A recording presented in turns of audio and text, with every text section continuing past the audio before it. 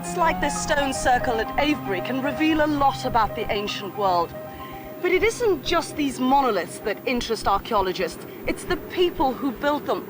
And this area is rich in clues. They've unearthed tools, jewelry, and weapons alongside many skeletons. But it isn't always that straightforward. Often, all that's found are a few bones buried on their own. So if you want to know whether they're Saxon, Roman, or Celt, it's virtually impossible. It's extremely difficult at telling different ethnic groups apart from just the skeletal evidence, simply because one skeleton looks much like any other. The differences that there are very, very small. And you can't, for example, just look at what someone is buried with, what jewellery they've got, and say, that's Saxon jewellery, therefore they are Saxon, because they could be wearing the jewellery of the people they intermarried with. So it is very difficult indeed. But knowing who the people were is just the sort of information archaeologists want if they're to build up a complete picture of ancient Britain. Well, 79-year-old Phyllis Jackson has come to their aid. As a chiropodist, she's devoted her life to studying the parts of the body archaeologists ignore. And it was while treating her patient's feet that she made her first discovery. When I was in the Cotswolds, I came across people who had got a totally different shape of foot.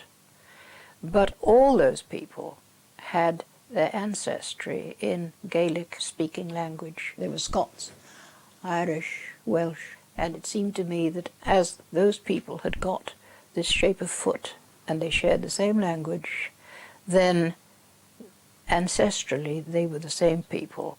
Unlikely as it sounds, Phyllis had stumbled upon the notion that all Celtic people actually have the same shaped foot, long and thin with a flattened top, very different from English feet, which are fatter with sloping toes. Having discovered so much from living feet, Phyllis, a keen amateur archaeologist, wondered if the bones of ancient feet could also tell tales about their origins. Could she, for example, spot the difference between the feet of Saxons who invaded Britain around 500 AD and those of the native Brits?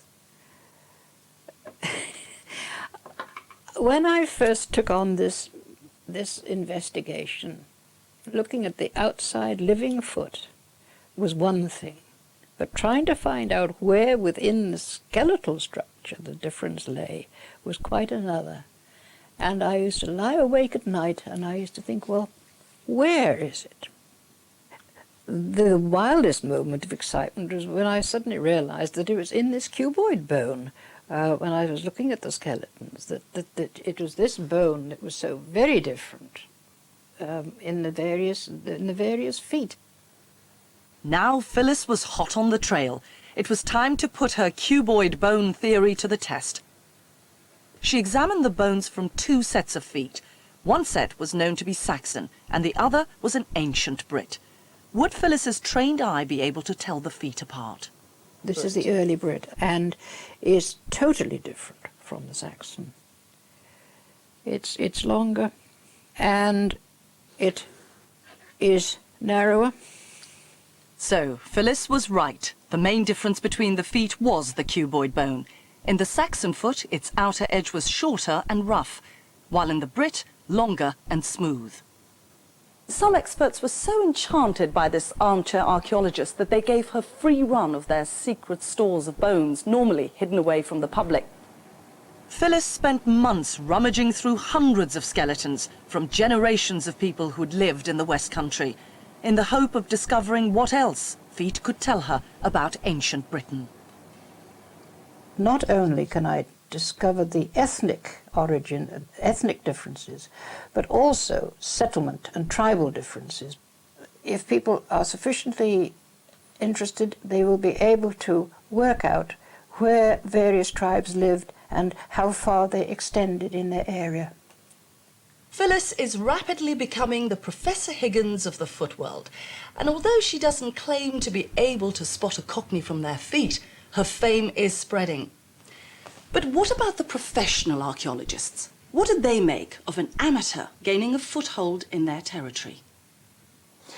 The amateur has always been absolutely essential to archaeology, always has and always will, and this is one wonderful example of how an amateur has opened our eyes to something that we've just not appreciated before. She's raised an incredible array of new and interesting questions and offered us a way in which we can begin to approach them. I've managed to put feet on the map, and that's M-A-P, not M-A-T.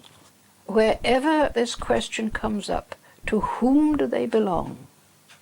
Look at the foot bones. It's quite incredible what the feet can tell.